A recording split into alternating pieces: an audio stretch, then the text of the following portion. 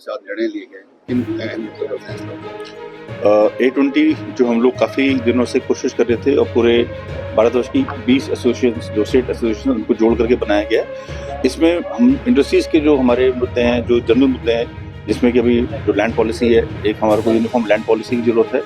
हमारे सारे एसोसिएशंस ने ये डिसाइड करा है कि एक यूनिफॉर्म लैंड पॉलिसी रहता है कि लीज होल्ड से फ्री होल्ड की हम बात को अपनी आगे तक सरकार तक कह पाएँ।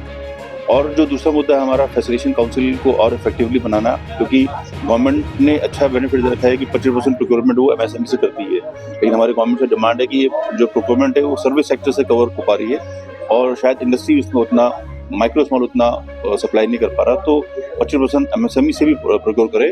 और प्रोक्योर करने के बाद में फैसिलिटेशन काउंसिल में जो हमारी पेमेंट्स हैं, उन पेमेंट्स की रिकवरी के लिए उसको इफेक्टिव बनाता है कि ग्राउंड लेवल पे उनकी जो रिकवरी है वो प्रॉपर हो सके, क्योंकि अवार्ड होने के बाद भी अभी केसेस आगे तक सॉल्व नहीं हो पाते, वो पेंडिंग रह जाते हैं और उनका कोई रिजल्ट नहीं आ पाता।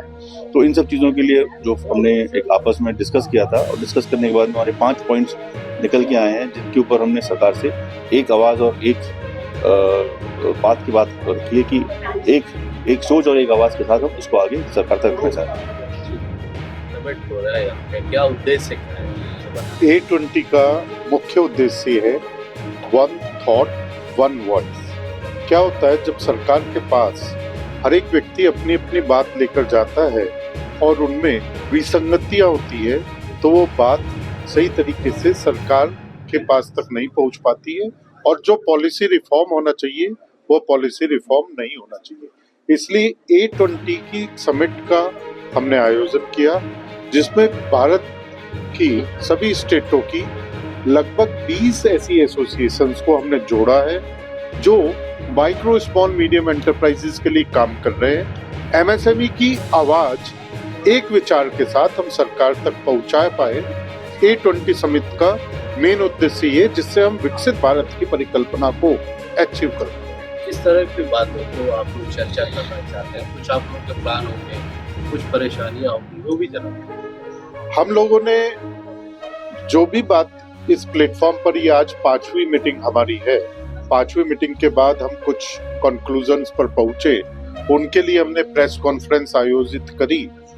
उनमें हमने कुछ जो सारे प्रदेशों में किस तरीके से इंडस्ट्रियलाइजेशन या एमएसएमई की ग्रोथ हो सकती है, उस पर जब चिंतन मनन किया तो बहुत सारे मुद्दों को हमने साइडलाइन करते हुए 5 इम्पोर्टेंट पॉइंट को हम लेके आए।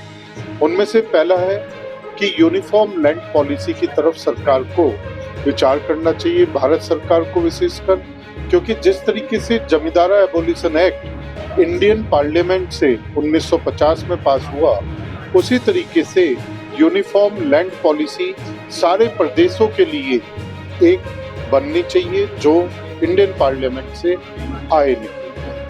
पहला पॉइंट।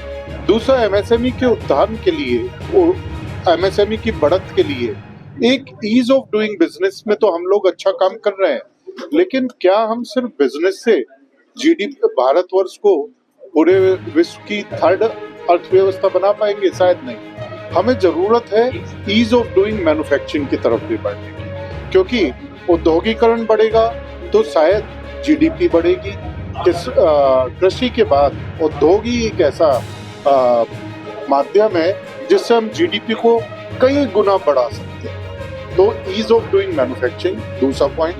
तीसरा पॉइंट हमने जो इसमें रखा, पर भारत सरकार बहुत समय से एमएसएमई की पॉलिसी का निर्माण कर रही है। 2022 में थी वो, बहुत समय से हम चाह रहे हैं कि उसको जल्द डिलीवर करे।